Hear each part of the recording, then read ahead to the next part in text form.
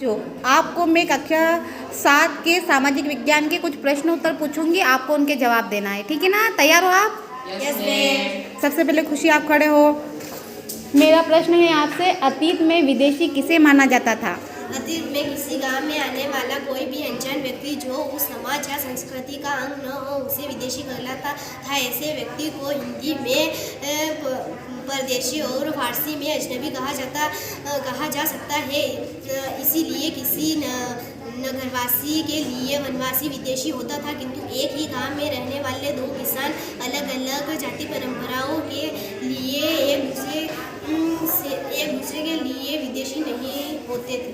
हाँ, दूसरा प्रश्न आपसे है मेरा कि राष्ट्रकूट कैसे शक्तिशाली बने? हाँ दिव्या। प्रारंभ में राष्ट्रकूट कर्नाटक के चालुक्य राजाओं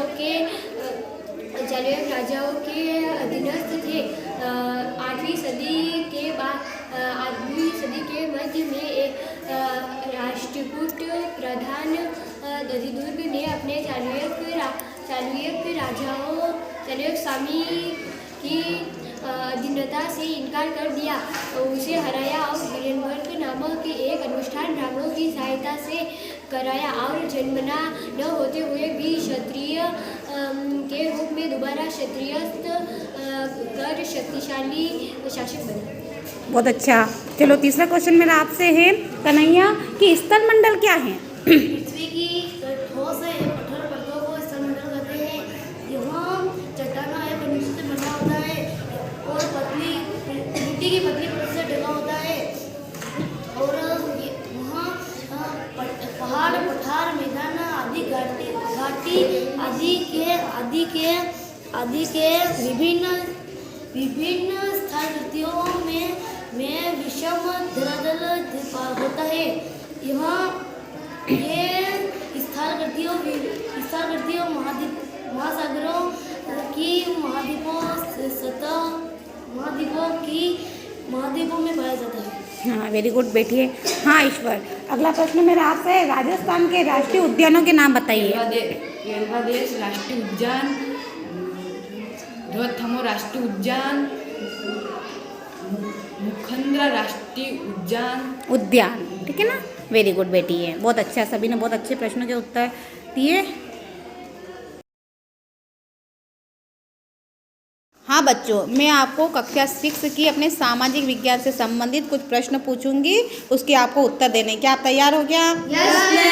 यस अमन, पहले आप खड़े हो। पांडुलिपि और अभिलेख में आपको एक अंतर बताना है।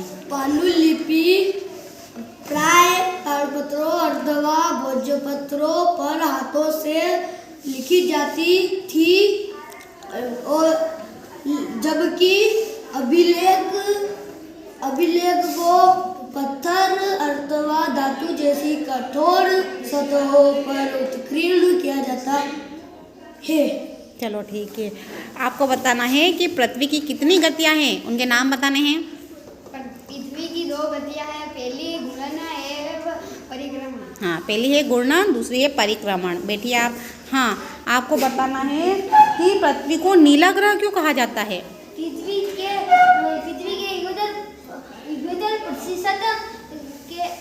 71% पर जल है।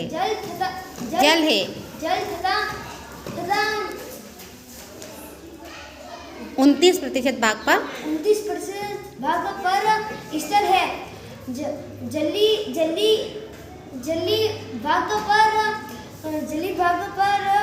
जलीय भाग की अधिकता के कारण